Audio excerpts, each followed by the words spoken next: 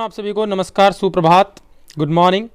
आज तारीख है 21 नवंबर सन 2020 और आज हमें मिली है इंग्लिश की वर्कशीट नंबर 114 अर्थात अंग्रेजी की कार्यपत्रिका क्रम संख्या 114। तो बच्चों, आज की हमारी वर्कशीट जो है यह आधारित है chapter Curlylocks and the three bears. ये हमने पढ़ भी लिया है और इससे संबंधित काफ़ी सारे प्रश्न हम पहले भी हल कर चुके हैं। आज हम इससे आगे के प्रश्न हल करेंगे। तो चलिए देखते हैं कि आज की वर्कशीट में हमें क्या दिया गया है। Hello dear children, you must be thinking about what happened to Curlylocks. आप सोच रहे होंगे कि कर्लीलॉक्स के साथ आगे क्या। After she slept in someone else's home, जब वह किसी और के घर में सो गई थी उसके बाद। लेट्स हियर फ्रॉम हर, आइए कर्लीलॉक्स से ही जान लेते हैं।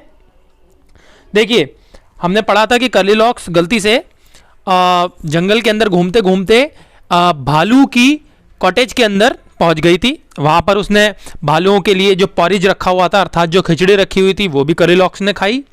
साथ ही भालुओं के जो बिस्तर थे, तीनों भालुओं के, उनमें से एक बिस्तर पे, बेबी बियर के बिस्तर पे कर्लीलॉक्स ने आराम भी किया। अब कर्लीलॉक्स बता रही है कि आगे उसके साथ क्या हुआ। चलिए कर्लीलॉक्स की मुंह ज़बानी सुन लेते हैं। I didn't know that the cottage belonged to the bear family. मैं नहीं जानती थी कि कॉटेज अर्थात झोपड़ी जो थी वह भालुओं की थी, भालुओं के परिवार से संबंधित थी। Papa bear, mama bear and baby bear. Papa bear, mama bear और बेबी बियर के मतलब तीनों लोगों की वह झोपड़ी थी। पापा भालू थे उसमें, मम्मी भालू थी और बेबी भालू था। While I was asleep, और जब मैं सो रही थी, the bear family came back. अचानक से भालुओं का परिवार वापस आ गया। I woke up with a start, और मैं अचानक से जगी। And got the shock of my life to see three bears in front of me. और मुझे पहली बार जीवन में ऐसा झटका लगा देखकर सामने क्या, उन तीनों भालुओं को। They were staring angrily, और वो गुस्से से मेरी तरफ घूर रहे थे। At me as I had eaten their porridge, क्योंकि मैंने उनका पॉरिज अर्थात पॉरिज का मतलब बेटा बताया भी था, पॉरिज का मतलब होता है खिचड़ी या फिर दलिया, क्योंकि मैंने उनका दलिया खाया था। And slept in their bed, और उनके बिस्तरे पर सो भी गई थी। आई वॉज स्केयर्ड, मैं डर गई थी। And just rain of the place, और मैं वहां से फौरन भाग निकली। जी हाँ, कर्लीलॉक्स वहां से रफू चक्कर हो जाती है, 9-11 हो जाती है। आइए देखते हैं हमसे क्वेश्चन नंबर ए क्या कहता है। इफ यू वर कर्लीलॉक्स, अगर बच्चों आप कर्लीलॉक्स के स्थान पर होते, would you like to visit the cottage again, तो क्या आप दोबारा उस झोपड़ी में जाना पसंद करते भालुओं की? सोच के बताइए। देखिए, थोड़ी सी मदद मैं आपकी कर देता हूं। आप जानते ही हैं कि कर्लीलॉक्स भालुओं के कॉटेज के अंदर जाके उनका पॉरेज खा गई थी और उनके बिस्तरे पर आराम भी किया था।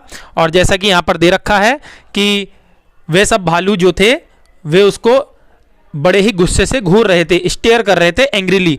ठीक है, तो अगर ऐसी स्थिति में आप किसी दिन आ जाते हैं तो क्या आप दोबारा वहीं उसी स्थान पर जाना पसंद करेंगे? जी हाँ, बिल्कुल सही समझ रहे हैं आप, जाने ना जाने में ही भलाई है। ठीक है, share your thoughts with your parents. अपने जो विचार हैं इस बात पे वह अपने घर वालों के साथ आप साझा करें, अपने मम्मी पापा के साथ। क्वेश्चन नंबर बी देखते हैं। The bear family lived in the cottage, झोपड़ी के अंदर भालुओं का परिवार रहता था। You also live with your family, आप भी अपने परिवार के साथ ही तो रहते हैं। मेक ए फैमिली पेज, परिवार का एक पृष्ठ बनाइए।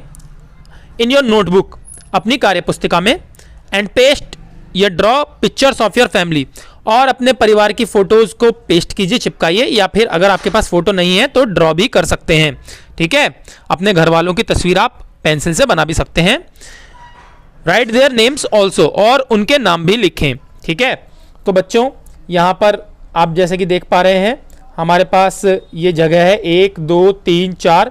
इनके अंदर आपको या तो अपने घर के सदस्यों की तस्वीर जो है वह लगानी है, चिपकानी है, पासपोर्ट साइज फोटो छोटी सी काटकर, या फिर आपके पास अगर फोटो उपलब्ध नहीं है तो फिर आप यहाँ पर उनकी तस्वीर को पेंसिल की सहायता से कार्टून फॉर्म में बना भी सकते हैं। ठीक है बच्चों, तो यहाँ पर जैसे कि देखिए पापा बियर की फोटो बनी हुई है, मामा बियर की फोटो बनी हुई है और बेबी बियर की बनी हुई है। ये था भालुओं का परिवार। ये माय फैमिली पेज है, अर्थात आपकी परिवार का यह पन्ना है। इसमें आप अपने मम्मी की फ़ोटो लगा सकते हैं और उनका नाम यहाँ लिख दें, अपने पापा की फ़ोटो लगा दें, उनका नाम यहाँ लिख दें, अपनी फ़ोटो लगा दें और नीचे लिख दें अपना नाम, और यहाँ पर अपने भाई बहन की फ़ोटो लगा दें या जो भी आपका परिवार में रहने वाला सदस्य है और कोई उसकी फ़ोटो लगा सकते हैं। ठीक है, ये जैसे कि बच्चों आप यहाँ पर देख सकते हैं कि एक ये बच्ची है जिसका नाम है पिंकी, और पिंकी ने अपने परिवार से संबंधित फोटोग्राफ्स यहाँ पर लगाए हैं।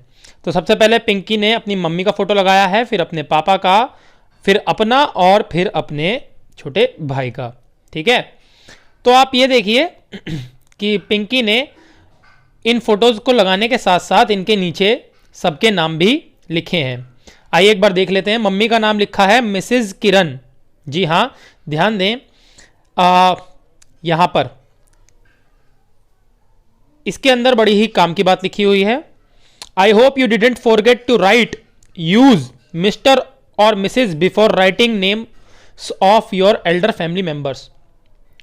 अपने परिवार के सदस्यों का नाम लिखते हुए जो कि आपसे बड़े हों, उनका नाम लिखते हुए आप मिस्टर और मिसेज इन दोनों का प्रयोग करेंगे।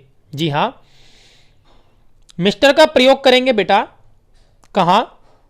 जहाँ पर एल्डरली मैन का नाम आप लिखें, अर्थात अपने से बड़े किसी पुरुष का नाम आप लिखते हैं तो उसके नाम के आगे आप लिखेंगे मिस्टर।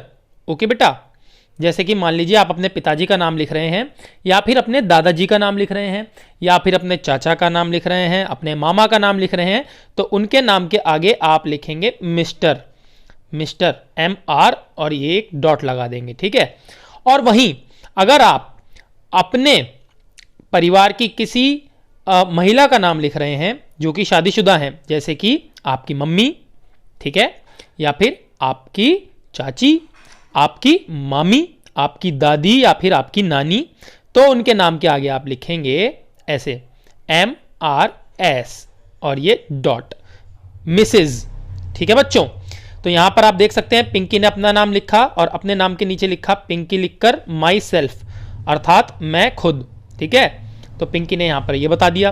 फिर अपनी मम्मी का नाम लिखा पिंकी ने, क्या? मिसेज किरण। ठीक है, मम्मी पिंकी की जाहिर सी बात है विवाहित हैं, किससे? पापा के साथ पिंकी के, तो पिंकी ने यहाँ पे लिखा मिसेज किरण।